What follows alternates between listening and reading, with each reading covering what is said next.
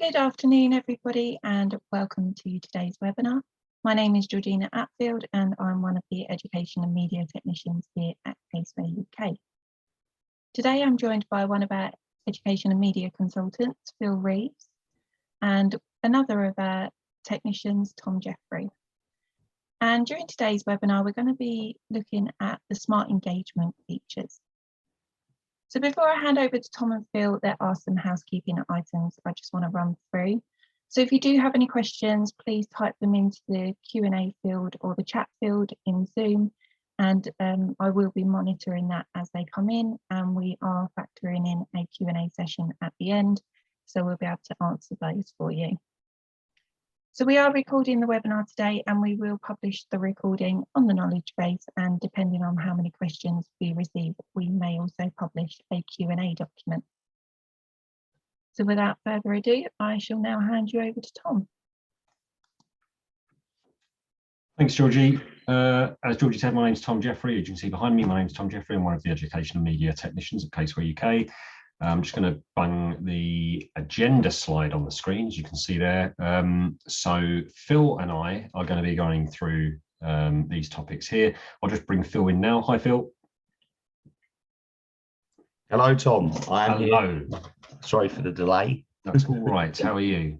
I'm not too bad, thank you. Looking forward to some key features. Yes. So introduction to smart engagement key features. So as you can see there with the agenda, we've just picked out a handful of elements of smart engagement platform that are shared across various products. So things like cloud audit, you've got extend, you've got disclosure checklist. So these are areas that are shared across those platforms, and we're going to be showing you sort of best practices there.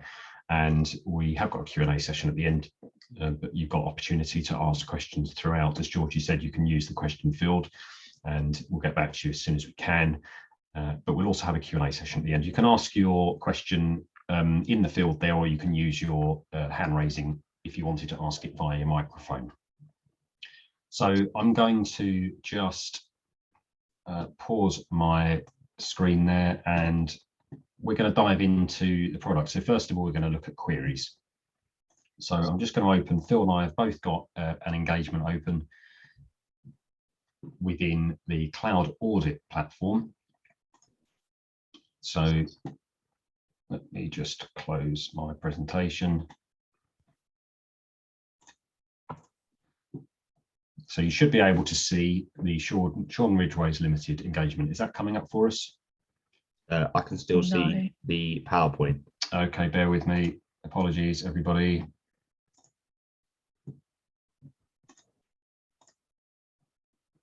There we go. There we go. Right. So first of all, we're going to look at queries. So when you first create an engagement, you'll see this is the more recent layout. So this is the top to bottom layout for the smart engagement products. So you can see that the documents are laid out top to bottom and in sections rather than the old left to right layout. So we just feel it flows a bit better this way. And we've got a client information request document, which is included when you create the file. You can create your own one. So you can go into the plus icon in the top right, create a document, add a query, and then you could create your own blank one and then put in your own questions, or you've got the template here, which is for the standard client information request. So that's the one that's in the document or in the file already. So we're going to go into the client information request, and we'll just assume that we're happy with all of the questions that we're asking here. So today, Phil has got an alter ego. So Phil is working for Sean Ridgways Limited, and I'm preparing the file. So we're going to focus on this top one here. So asking Phil for the trial balance, or Alison as he is today. So let's assume that the query is all ready to go. We've got the send button in the top right. And I'm going to be nice and impatient because I'm going to ask him to give it to me today. And then you've got the option here to assign to all contacts that are associated with Sean Ridgways Limited. You've also got the option to create a new contact. So if you select that, it will take you to the entity in the cloud, and then you can add in a contact, or you can search here if there's quite a few to search through, or as you can see, there's a quick list of suggested contacts here. So we're going to go with Alison Redding. And then we could put an email body in if we wanted to just add a covering message. But I'm going to leave it there and click OK. And now we can see that's awaiting response. It's confirmed that it's sent to the contact. And now I'm going to hand over to Phil to show his screen for the same engagement, and we'll look at what happens at the other end. Yes, thank you. Hopefully, Tom, you should be able to see Gmail. Okay, yeah. So I am now logged in as Alison Redding on her email address, or reading, and doesn't really make too much difference today. And obviously, as I've worked with Tom as the client, and I know that he's very demanding with his responses. So I've come straight on here when I've noticed that Tom has sent an activity for me. So they'll just come through as standard emails from your firm, will obviously appear on the left-hand side, just with a CaseWare cloud notification telling me that this is to do with Sean Ridgway, and I can click view details just to see a bit more information about what Tom is requiring from me, or what he's requesting. And because I've already logged in as Alison, I can see it will take me straight through to the client information request. If the client isn't already logged in, then they'll obviously be asked to provide an email and password, which they should be set up with by one of obviously the admins, or one of your members of staff at your firm. You can set up contact, and as we saw earlier with Tom, when he created the query, you can, or when he was about to send the query, he could have said a contact up, send this document to. So all I'd simply need to do as client is just run through all the questions, providing documents where they've been requested. You can see on the left-hand side, we've got the filters, which I can use to filter the items that are awaiting response, those that have been responded to. If and when Tom reviews my query responses, if he returns any, I can see only those, and I can also see those that have been accepted.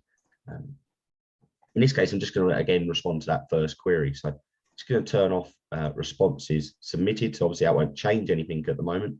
But as we'll see, when I drag and drop in, let me just grab the Excel of the trial balance. You can see Sean Ridgway's trial balance has been dragged and dropped in. I can add a comment if I want to. Please find attached trial balance, send that to Tom, and then submit my response. So you can see that automatically and straight away disappears because of the filters that I've applied. So you can see response submitted is now shown as 1. Again, if I show those again, we can see that the message here suggests that the response has been submitted. So just be a case of me working through. Here I'm required to drop an analysis of the client and staff entertaining for corporation tax purposes. An invoice might need to be added here, or any invoices, and I can just go and drag and drop where required. We don't want to see me drag and drop a load of documents in, so I'm just going to select responded. I'm going to mark all of them as responded, so I'm nice and within my due date of today. So I'm going to mark all responded, and you can see that the message here changes to responded. All of my query questions have disappeared again because I've removed the filter for response submitted, but I can select that again just to show those. And all that will do is send a message back to Tom to tell him that I've responded to the query, and he can then go through and review my responses. So I'm going to pass the screen back to Tom and let Tom just go through what you would expect to see once your client has responded to the query. Okay, so as Phil said there, I'm back in the file. This is updated live, of course. So we can see now at the top, we've got that the status is set to responded. And we can now scroll down and see the activity. So this is a functionality that's been added recently. We've now got the activity underneath that top question. So we can see the file here. We can see when I sent request, we can see when Phil responded. I could also add in a comment here if I wanted to. So, that's not the right one, or, thank you. We've got the option here to return. So if it wasn't the right file, or if I needed more information, I could return it, or I could just accept it. So I could accept each response on a question by question basis. So let's say I'm going to accept that. We can see we've accepted that, but the status is still responded. It's still an open query. But if we're happy with, let's assume we've gone through the whole query and we're happy with every response, we've got the complete option in the top right. So if we select complete, you're going to receive a message just confirming that this is going to permanently lock the document. So you won't be able to unlock this once you've done this. So that means that it can't be tampered with afterwards, I suppose. But if you wanted to ask any further questions, or you were not happy with some of the responses after completing this, it would be a case of, in this case, bringing in that query template again, or you could just create a new blank query for the missing bits of information. But if I select continue, that's now completed it. You can see that the query is complete. If we went back to the document screen, we can see that's got a tick next to it to indicate that it's complete. You've also got the queries section at the top, which is where you can filter, or it brings up the details for all of your queries in the engagement, gives you the status, gives you the progress based on the number of questions that are there. And of course, if it's open, you've also got the due date information there, and you can jump to the query from that screen as well. So that brings us to the end of the queries section. If you've got any questions about anything you've just seen, then please put those into the question field, or you can always get in touch with us afterwards and we can point you in the right direction for further guidance. But now I'm going to pass you back to Phil, and we're going to have a look at sign-offs. Yes, we are. Thank you, Tom. Let me just make sure I open up the right screen, which is this one. So yeah, I've now jumped into the file as myself. I'm working with Tom on this particular engagement file. Again, in this instance, we are looking at the cloud audit template, but again, it's important to note that everything we're covering here is applicable across the entire Smart Engagement suite. So these sign-offs that we're going to see in here are exactly the same in cloud accounts, in the cloud disclosure checklist, or any of the or within the HAT audit templates as well.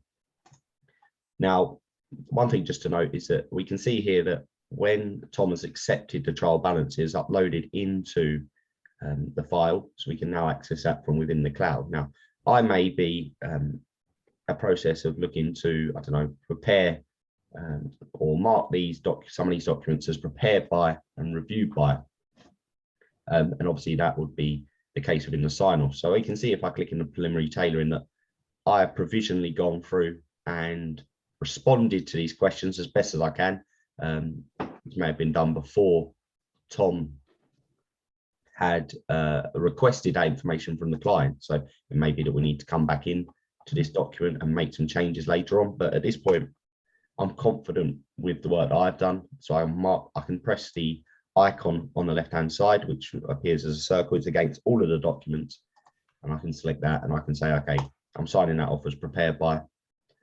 We can see there are other sign-offs, so we can sign it off as reviewed by. We can also set the manager review. The various different sign-off levels are controlled from within the eye icon at the top of the screen. So on the top toolbar, we've got the eye icon. We can go to settings. And within the settings, we've got quite clearly got sign-off settings. We've got roles, we've got schemes. So within roles, we can say what are the different roles. We can change the order of the roles. So I can say, actually, I want RI review to be before manager review. So I can move that up if I need to. Oh, I can click it once, not twice. Or we can move that down if we need to. We can change whether that's related to preparing or just reviewing. And we can also determine whether we have multiple sign-offs.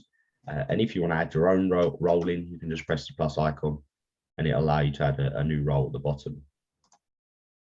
So it also gives you control over the number of different sign-offs that you're including. Now, if we go to the scheme, we can see we can also add in different orders of sign-off. So we can see the default scheme is to have a prepared by and then a review by and a manager review.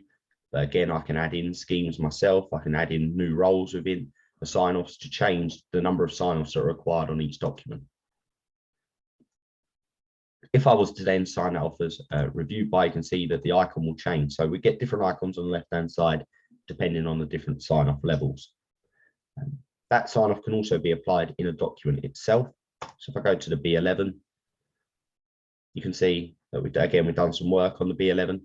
We got individual sign-offs on each of the questions within the actual planning document. So it'll tell me, okay, so I signed off this question, I marked them all as complete. If I want to sign off this document, I can do that by pressing the icon again on the right-hand side. It's the same circle icon, but it's in the document this time.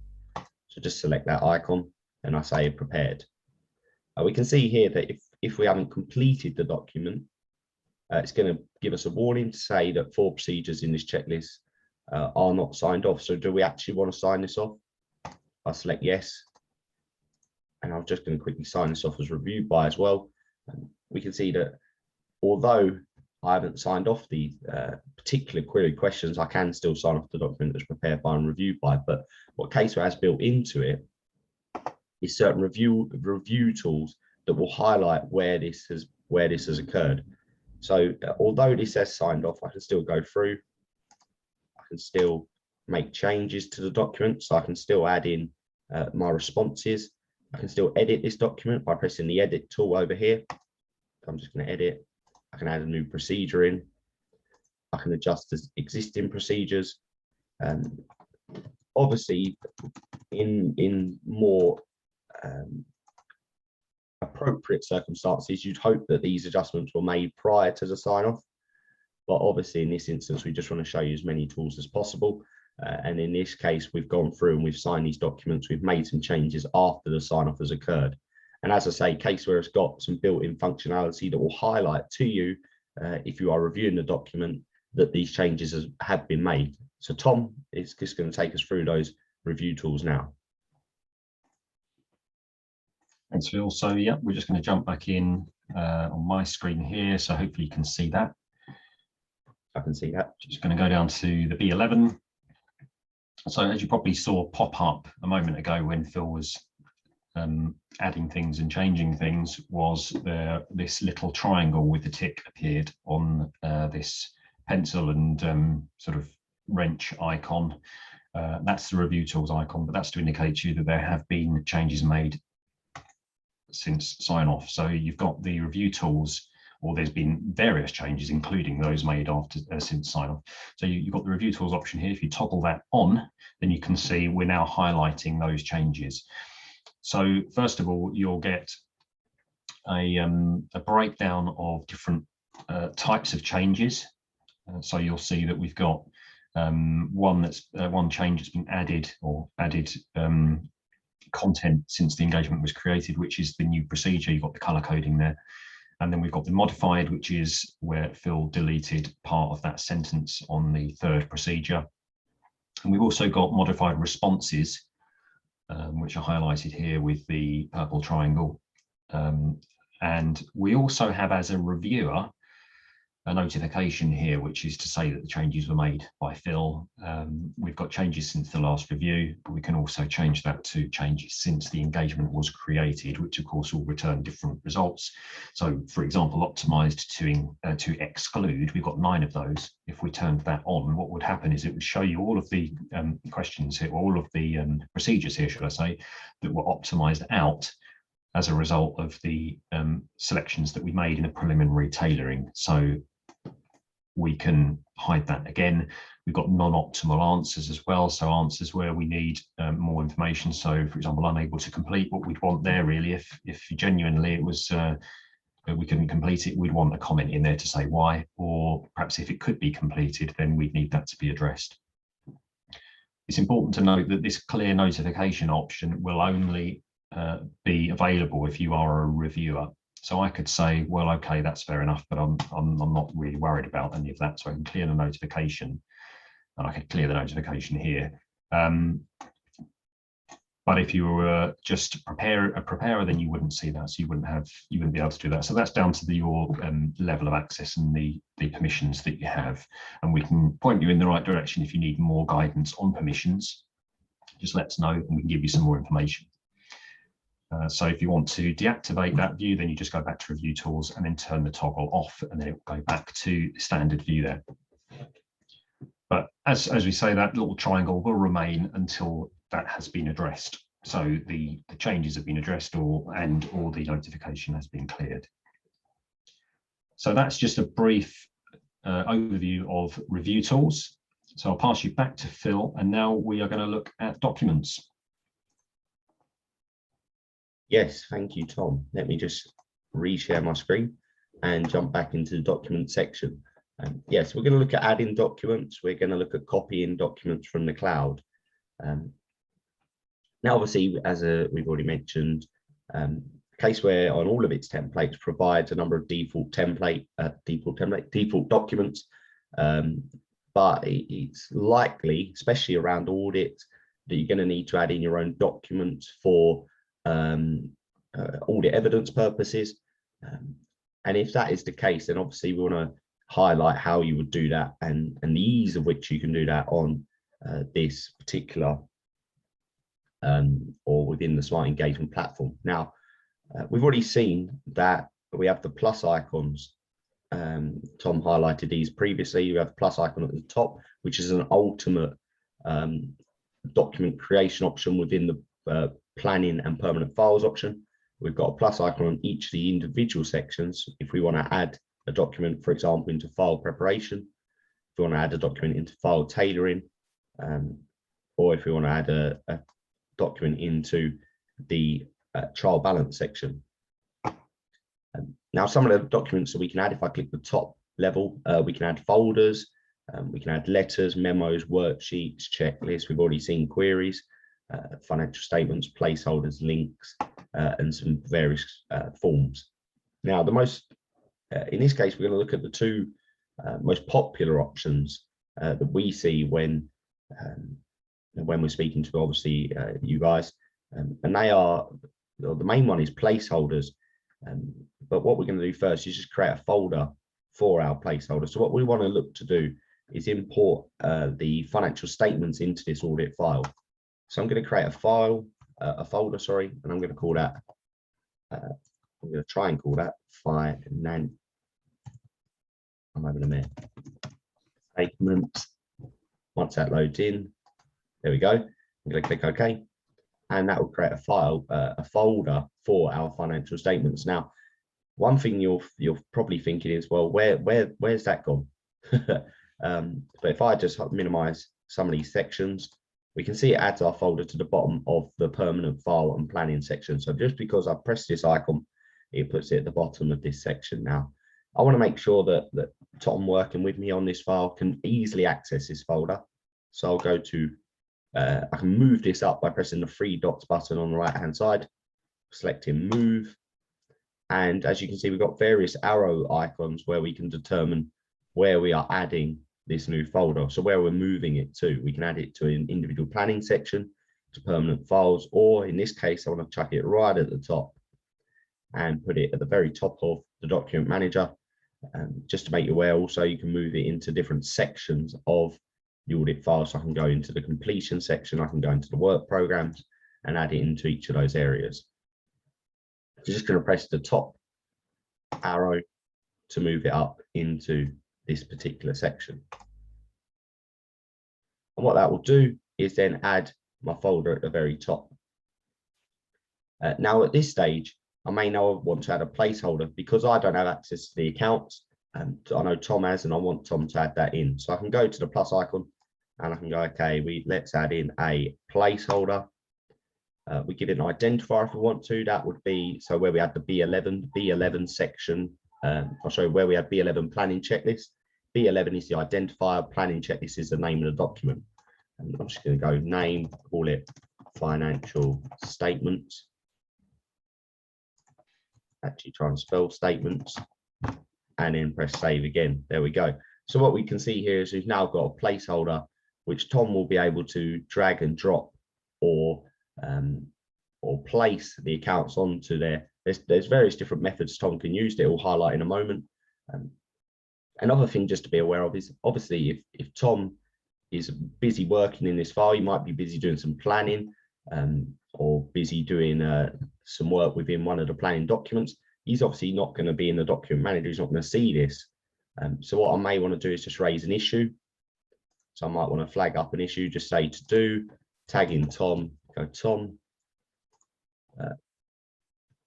get rid of the word Tom, and then just say, can you upload the financial statement?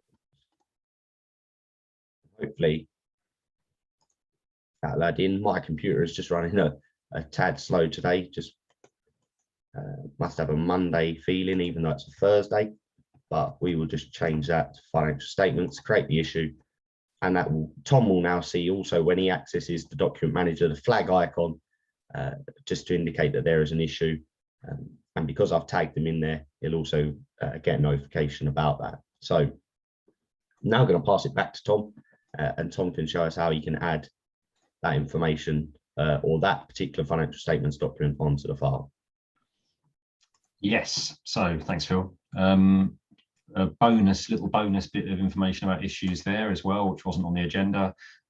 So you'll be able to, if you want some more information on issues, just let us know and we can provide that for you. As you can see, we've got the flag there to say that there's the issue, so I can just double check that. Oh yes, I need to upload the financial statements. So we can upload, we can select the placeholder here, and we can upload if we had it on our machine or we had it stored somewhere else. Actually, in this case, pretty sure we've got the financial statements already uploaded to the cloud. So we select copy from cloud, and then we can see that actually the financial statements are there, the PDF's already there. So we can select OK, and what that will do is replace the placeholder with the financial statements. So that's the PDF. We've got a PDF viewer built into the platform as well, so you don't need to open that externally. And of course, now that I've done that, I can go to that issue there, and I can say, yeah, that's done. So you can see that that was resolved. So that brings us to the end of the documents section. Again, any more information that you need, please let us know. And we've got lots of videos and guidance that we can provide you with if you need anything clarified. So the next section we're going to look at is bulk print settings. This is a very quick one.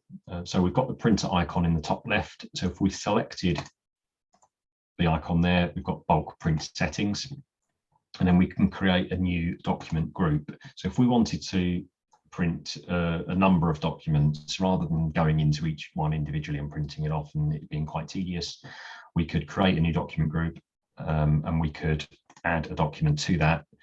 So let's say we wanted to print off our preliminary tailoring checklist. We'll have one of those. Let's say we'll have that one as well. So we've added 3 documents to that. We could give it a name as well, but let's just assume that we've created a document group name for those. We can also decide what order we want them to print in. So we could just move those around, or we could delete them if we've added one by mistake. But let's close that. And now when we return to the print options, we've got the option here to print all documents in the group. What that will do is that will generate a PDF. My machine has caught the thing that Phil's machine has got, slightly slower, so that will generate a PDF. And then you can see here that we have those documents all included in the same printout. We've also got some handy annotations and information that's built in, like links to other documents. We've also got sign-off information. You can see Phil's prepared and reviewed sign-offs are just there. So that's a PDF that you can print or you can download and save. So as I say, just a quick one on bulk print settings. If you've got any questions, let us know. But we are now going to, I just mentioned annotations a moment ago. The next section is annotations, so I'll pass you back to Phil to start that one. Thank you, Tom.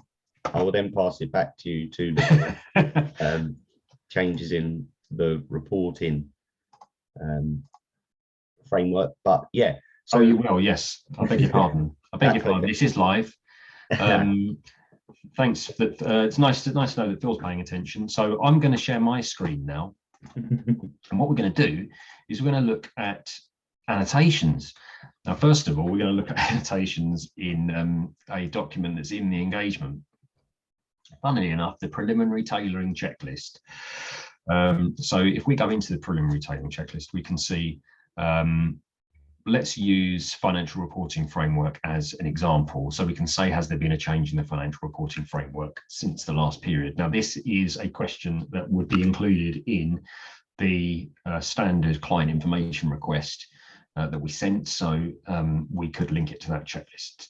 We could link it to that if we wanted to. We've got no here. Let's change it to yes if we wanted to. And of course, as you can see, based on what we were talking about earlier, that's flagged that I've changed it. But what we could do here is we can go to the little plus icon to add an annotation. It's going to give you some suggestions based on areas that we've been in recently. You've also got the purpose of the annotation. So there's various options there, but in this case, we're going to leave it as agrees to source. And then when we select under link, it's then going to give us our documents. Excuse me. So we're going to say that this is confirmed in the client information request. We could also add a covering note if we wanted to. If I select save, then you'll see there is a tick to indicate that there is an annotation. And if you hover over it, it will confirm which will confirm that it agrees to the client information request. If we select that, we're going to get some more information, so we can edit the annotation, delete it. We've also got the timestamp for when that was added. And of course, we can jump to the client information request from here as well. So that's how you would annotate a document that's built in to the engagement. I am actually going to pass you back to Phil for real this time, and Phil is going to show you how to annotate an external document. Yes, thank you, Tom. Yeah, so the tools that Tom has just shown us are really useful, and obviously you would expect those to be built into the Smart Engagement, our own documents. But you can also add those same annotations to within your own documents, your own PDF documents that you are uploading into the file. So for this instance, we're going to look at just a quite basic example. We're going to look at this set of financial statements. Now, obviously, within your B41, on the Mercia audit platform, we've got CaseWare will calculate the turnover, the profit and loss for the year, the reserves figure based on the information that we've gone through and where we've gone through and we've mapped our set of accounts. We've imported and mapped our set of accounts into CaseWare. So just quickly to make a mental note of the figure in the B41, we've got 819266, and all we want to do is just make sure that that figure agrees with what we add in our financial statements. So I can go to the documents, I can go to our PDF document of the financial statements. As you can see, just a pretty basic PDF, only a draft version that we've copied in today, but I can go down to statement of comprehensive income, and there is our magic number, 8126. And what I can do, as I've always given away already, is I can click anywhere on the screen, and what I'll get is that same plus icon that Tom showed us earlier within the documents. I can use to add my own annotations to within PDF documents. So in this instance, I want to add it to my 819. I'm going to click on the plus icon, and as you can see, it's very similar to the screen that Tom has, well, exactly the same as the screen that Tom has showed us already. We can say agree to source, we can say it comes from, it goes to, that the calculation has been verified. So in this case, again, just because I've just been into the B41, you can see the suggestions will suggest, oh, so you've just been into the B41. Does that mean you're trying to say this agrees to it? So I can say, yes, it does agree to that. And it will quickly create an agrees to annotation. Obviously, I can go back in and edit that and add the same notes that Tom highlighted earlier. And that will create a annotation in there. Just to make you aware of some of the other icons you can see, if I want to say, actually, this figure, that we've verified this calculation against the B41, Again, I can link that, type in B41. That comes up with a B41 materiality document. I click save, and you can see a slightly different icon appear. So each of the different annotation options will display a slightly different icon. And again, you don't need to, even though you're in your PDF file, you can still select the annotation and say, select where it says agrees to B41. And what CaseWare will do is open up a new tab of this smart engagement file that will show you the B41.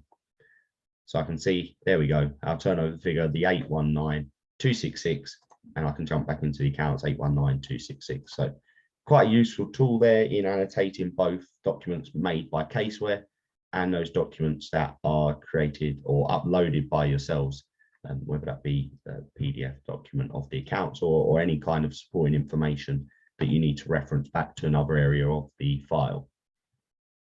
I'm now going to pass you back to Georgina for any questions that we have about anything that we've covered so far today. Perfect, thank you. So we have had a question come in. Can anyone add sign-off levels? That is a very good question. So I assume the question is referring to where we went into where we were looking at sign-offs and we got the various levels I mentioned, and we can go up to the eye icon and we can see from the settings that we have the options here for sign-off roles and schemes. And I said that we could add in additional schemes if we need to. The short answer to the question is no. You do need to have the appropriate administrator rights within the CaseWare cloud. So when the admin, the person who sets everyone up on the cloud sets you up as a user, they need to be able to give you the appropriate level of admin rights to be able to access this sign-off screen, where you should then be able to go through and add in additional roles, add in those additional schemes, and also add in any additional roles that you've got here. So unless you've got that level of administrator access, you won't be able to adjust the roles at all. Perfect, thank you. That was everything in the way of questions. Excellent. So I don't know if you want to take control again, Tom, and just I do want to take control, yes. So hopefully you can see the back to the slides there. Hopefully that's coming up for you. Can you see that, guys? Still see the engagement at the moment. Okay. I'm not doing very well today, am I? With my sharing, not doing very well today at all. Bear with me, everybody, and we'll just get the slides back up.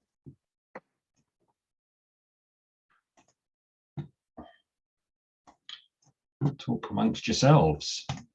There we go. Hopefully you can see that now. There we go. Perfect. There we go. Excellent. Brilliant. So, as you can see there, if you've got any more questions that you wanted to ask, then you've still got an opportunity while we do the wrap up to use the Q&A option there, or you could even raise your hand if you wanted to ask a question live via microphone. Otherwise, we've got the survey which will pop up after the session. We very much appreciate and welcome your feedback. So we're just going to jump to the next slide there, and I'm going to stop talking and hand you back to Georgie. Perfect, thank you. Brilliant. Okay then, so we can see there that we've got the upcoming webinar for the defined benefit pension scheme. So you can register for that over on the events page. So also over on the events page, you'll be able to see the agenda for that webinar. Please do keep your eyes peeled. I know that there's only one up there currently, but we are looking to schedule some more over the next few months. So we will be posting those up there in due course. So also just to make you aware that we have a LinkedIn page and a YouTube channel as well. So if you head over to Client Services, CaseWare UK Limited on both LinkedIn and YouTube, you'll be able to follow us on the LinkedIn page and also subscribe to our YouTube channel. Now, we do appreciate that quite often firms do have YouTube locked down and restricted. So if that's the case, then that's fine, but head over to our LinkedIn page and we'd really appreciate it. So we post on there about upcoming webinars, and various other things going on in CaseWare to keep you guys up to date. And then finally, we've got our knowledge base. So if you're not already registered for the knowledge base, then please do head over to the website and get set up and registered for that. As I said at the beginning, a recording of this webinar will be placed onto the knowledge base within the webinars category, and you will find many other useful help and guidance on our knowledge base as well across all of our products. So that's a very useful tool to have available. So that concludes today's webinar today. If you can take the time at the end to complete the survey, as Tom said, we'd really appreciate it, and enjoy the rest of your day. Thanks, everyone. Yes, thank you, everyone.